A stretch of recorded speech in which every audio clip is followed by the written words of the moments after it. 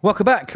Welcome back to Kovacs Report. This time to take a look at Marvel's Ultimate Universe with Ultimates 16. Yes, we have been dragging this book for 16 months now. And really, we haven't really got anywhere with it. And this is another classic example of going nowhere. So there are some good points which I will bring out in the review. But on the whole, it's more of the same. So read the book beforehand if you don't want to spoil. Like the video if you can. And hit subscribe too. Let's get right into it. So after the last issue where we have Shang-Chi and Iron Fist being reborn, an entire issue dedicated to it, I was thinking, wow, okay, a new player has entered the game. So the next issue might include Iron Lad, Captain America, Iron Fist, assembling the Ultimates, assembling the Ultimates Universe's Avengers in preparation for the Maker, as in only a few months he will return. That's what I was hoping. But that's not what we got. What we got is a story that would have suited its own little one-shot somewhere else with nothing to do with the Ultimate Universe anyway, because essentially this is basically Deniz Camp's commentary on current society in America, basically, right? That's all this is. We are introduced to this new character who really no one cares about, right? And you won't care about her either, because in the context of the Ultimates, right, we're expecting something to do with the Ultimates, which isn't happening. All the main characters have been sidelined over many issues, right? Nothing's really been assembling. We've given this terrible story of this internet app that the Ultimates have created so that the public can join the fight against the Maker, a population united against the big threat. And obviously that big threat, I'll let you draw your conclusions. It might just happen to be a very prominent political figure in America who is running the country too. So this really is a personal story for Deniz Camp, and that's absolutely fine. But we have a few issues left, okay? We are investing 2 years into a story about the Ultimates, and we're not getting the Ultimates. We're getting this. Ren Montgomery, I think is her name. And we find out that she's been skipping school, much to her parents' disapproval, okay? Now, she's disaffected youth, okay? She was a normal child until one day, one of her favourite teachers, Miss Walters, okay, who was different during the 6th grade, was taken away by the faceless men here. Now, they look really cool. I absolutely love that. I know what Deniz Camp is doing there and what he's implying by these faceless men, right? And I think that's really nice. I like them. Rather, I don't like them. I like the idea of these terrible characters in this universe.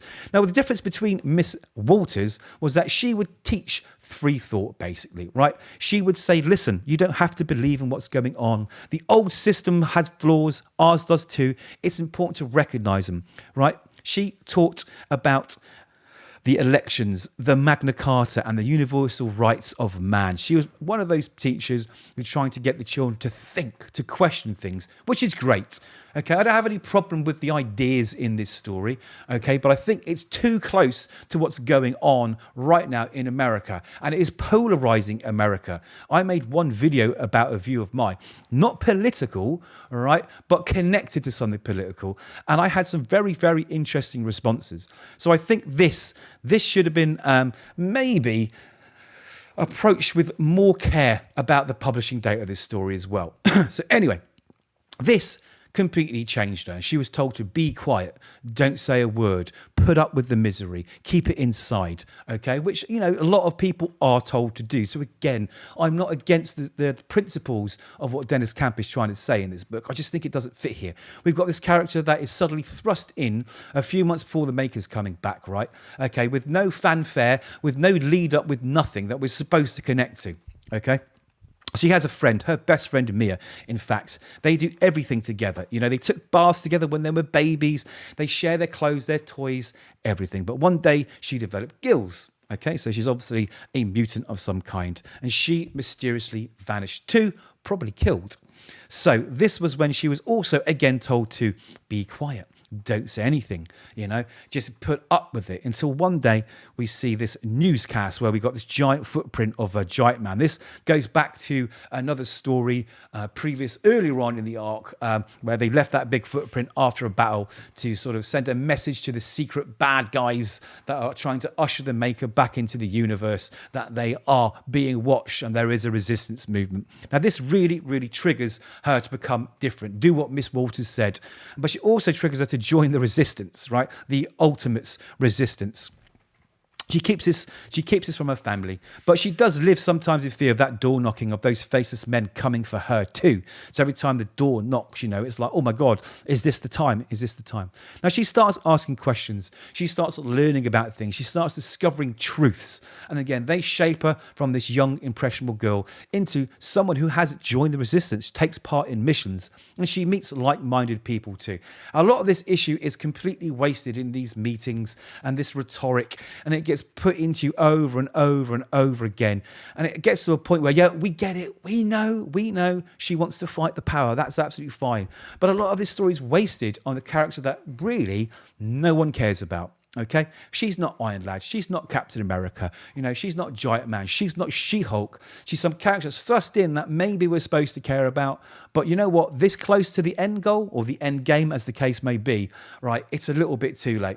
This again drags on over and over again.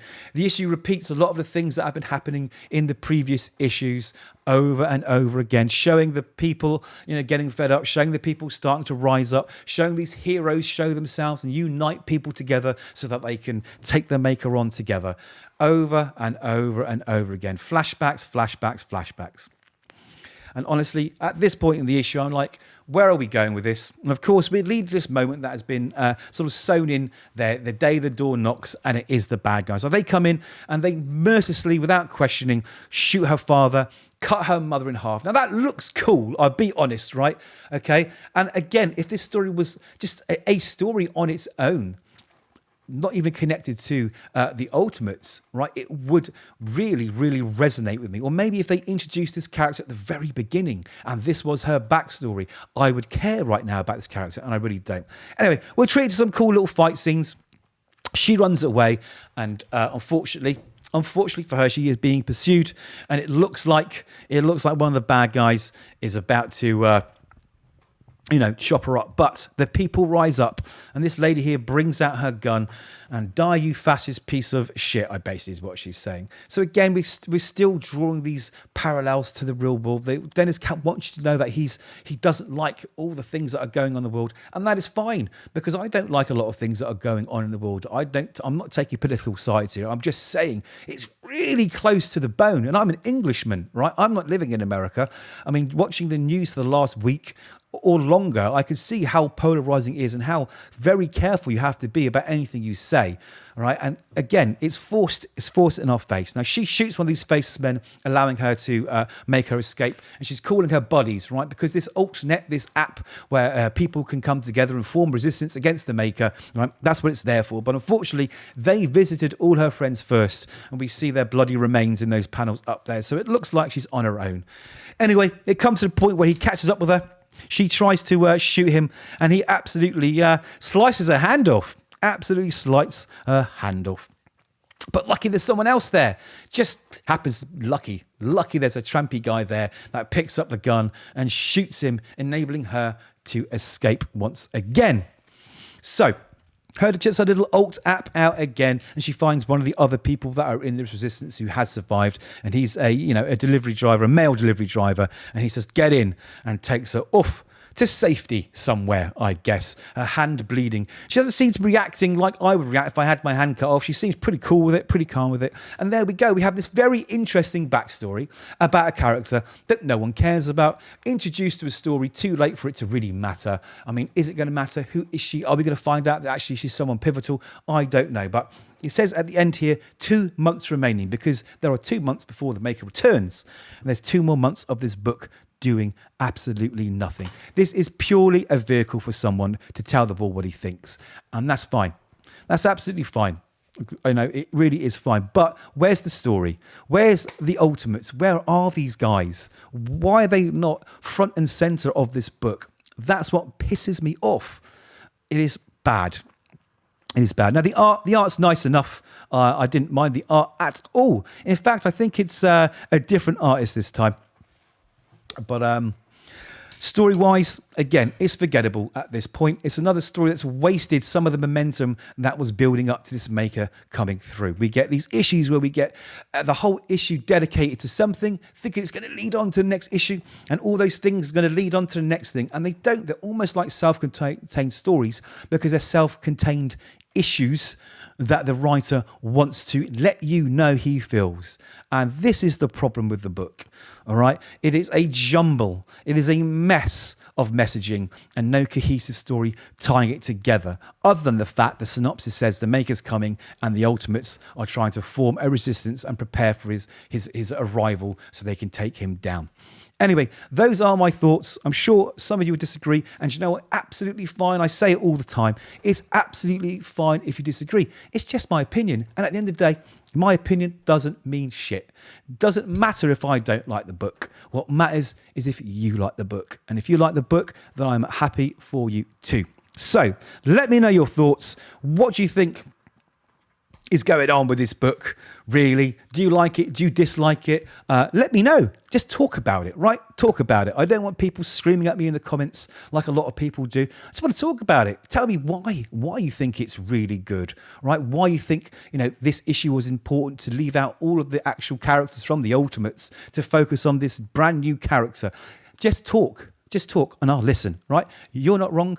I'm not wrong. No one's right or wrong here. It's just opinion. So share them and I'll be very happy to see what you have to say. So in the interim, like the video if you can. Hit subscribe if you can. And I'll catch you in the next one.